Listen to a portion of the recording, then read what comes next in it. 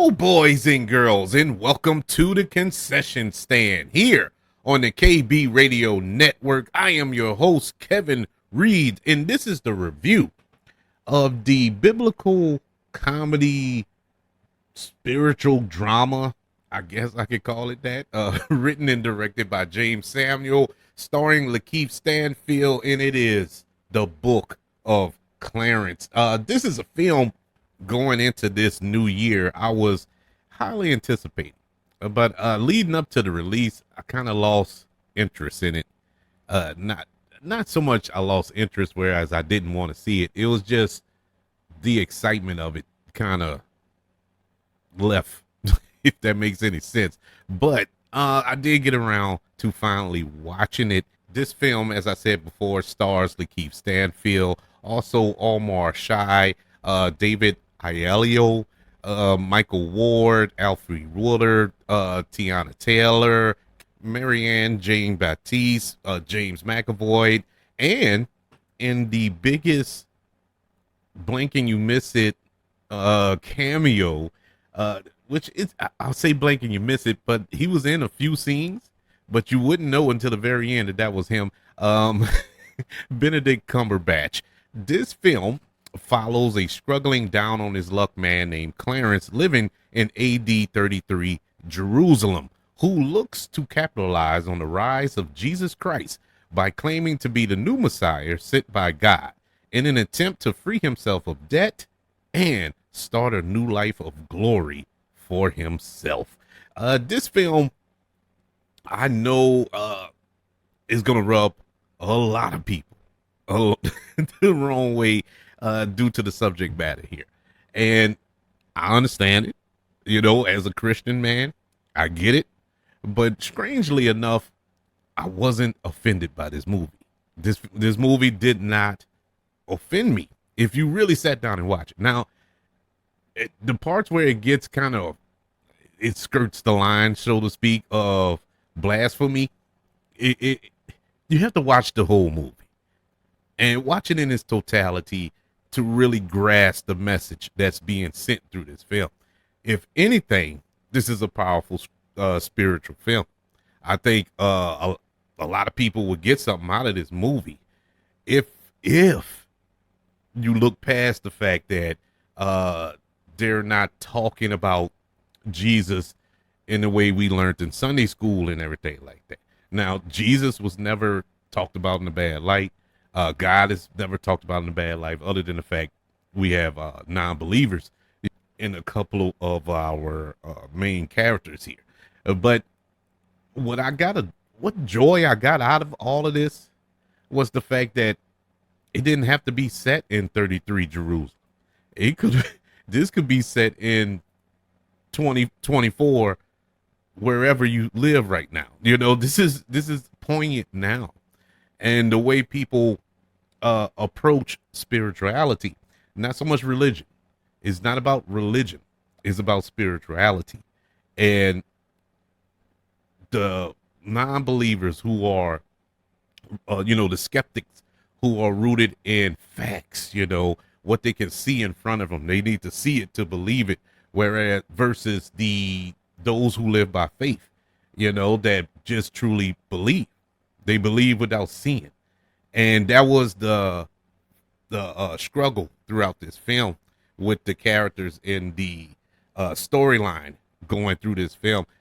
This film starred LaKeith Stanfield, who I am a huge fan of. I mean, pick a film, pick a TV show, it doesn't matter. LaKeith Stanfield was in this TV show last year. Oh man, what's the name of that show? It was on Apple TV Plus. The show is stupid. I did not like that show, but I loved him in that show. I loved him in that role. But this dude has a certain type of it factor about him when he's on screen. He's just that type of actor you can put in any type of movie, and he will stand out in every type of movie. Just think back on his career. He's in this film. He was just recently in the Haunted Mansion film, which is kind of a kid's film. and he fit in that story for better or worse. Atlanta, the TV show, he fits into that story. He fits into uh, Jordan Peele's Get Out. He fits in Death Note, that live action remake on Netflix a few years back. Even though that wasn't a good movie, but he fit into that storyline. It was just different characters, and he's truly a chameleon because he can play any type of role. And I was super interested in this film solely because of LaKeith Stanfield. That was my main purpose to watching this movie. And I wasn't disappointed in that regard. LaKeith Stanfield, who is the star, he holds it down. I think he does a marvelous job as Clarence in this film, who goes on a spiritual journey throughout this film as someone who starts off as a non-believer, and as we get to the end of this film, he is a believer. You know, spoilers, whatever. But it is a cool journey that he goes on. The other standouts in this cast, I would say, would be James McAvoy as Pilate, the Roman. He does a. I love James McAvoy. I just love James McAvoy, but his ability to play a villainous character here, yet not be mustache twirling villain, not just like, ha ha, ha, I'm gonna crucify you, that's not what it was. It was more to it, to that performance. And James McAvoy did an excellent job. Going back to LaKeith Stanfield, speaking of his performance here, he plays two characters in this film. He plays Clarence and he plays his brother Thomas, who is actually one of the 12 disciples of Jesus. And so he plays them both, and they're different characters. If you was watching this with your eyes closed and just listen, you would think they were two different actors playing that role. That's how great of a job LaKeith Stanfield was doing in this film. So, I mean, say what you will about the movie, LaKeith Stanfield did a marvelous job in this role, and he gave it his all in this role. Other standouts, I guess you could probably get it to Omar Sy as Barabbas. He did all right. He did pretty good. Aside from that, everybody else was really there for filler. Not to say they're bad. I don't think there was a bad performance in this movie. They were just there. Marianne John Batiste, she did great. She plays Clarence's mother. She did great.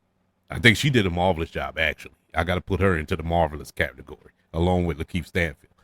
She did a great job, like I said, aside from that, everybody else was just, yeah, it was pretty whatever.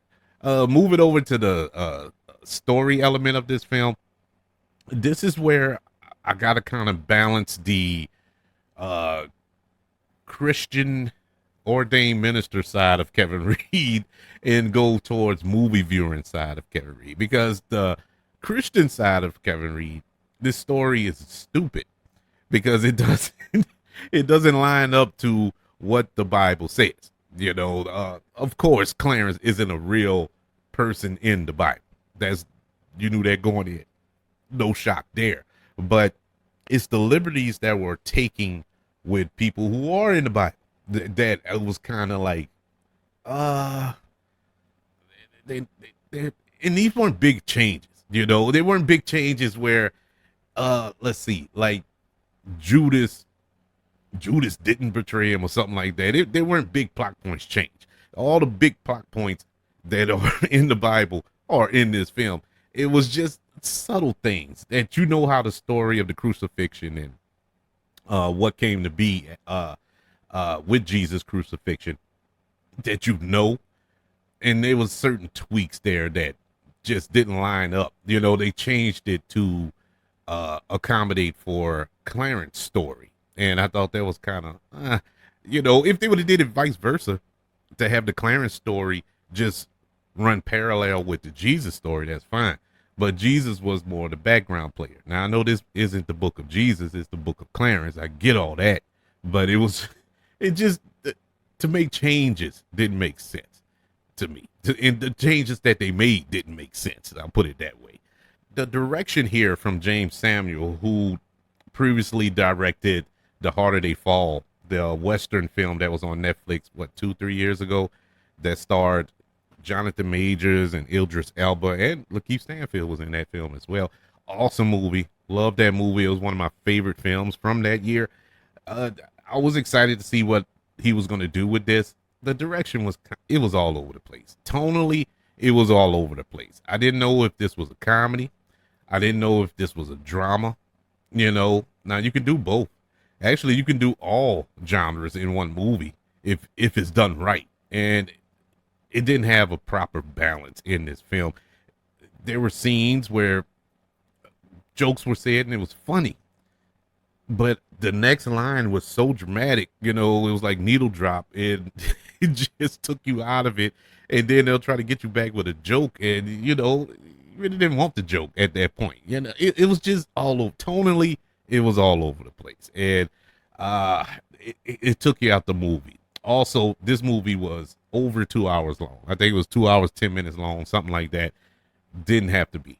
Did not have to be. This movie drug. There was a portion where I did look at my watch. Towards the end, I said about an hour and a half in, I kind of just peeked down. Like, man, we ain't even close to the end. And so it drug at moments, and that's unfortunate. Now, elements of the story that I did enjoy were the music. The score was good. I loved the epic feel, the scale of it all. This felt like a biblical epic from the 50s and 60s. The 10 Commandments, Ben-Hur, things like that. It felt like that tone at times. So I did appreciate that direction that they were going with it, but they just didn't quite get there, but I do appreciate the effort. I do acknowledge the effort. I give them that. It was interesting, but there was so much left on the table. I felt it was so much more they could have did with this story. It was almost like they didn't want to cross that line and be too offensive to Christians or whatever denomination that you are.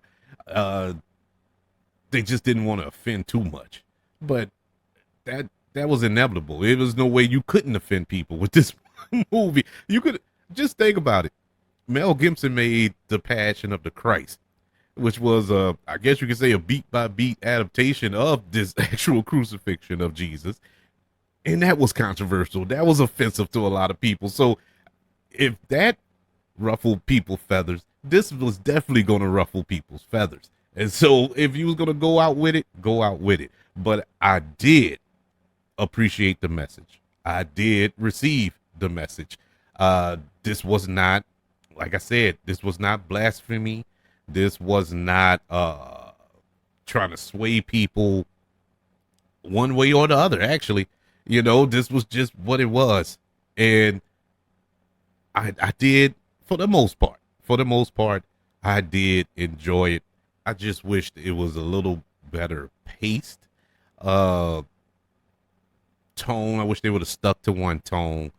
But yeah, I did enjoy it. And I did kind of weep at the end. I'm not gonna lie. I did get kind of emotional at the end. And so that kind of saved it. That kind of saved it because, like I said, that journey that Clarence goes on throughout this film was good. It was a nice journey, a nice story for him to start here and end there.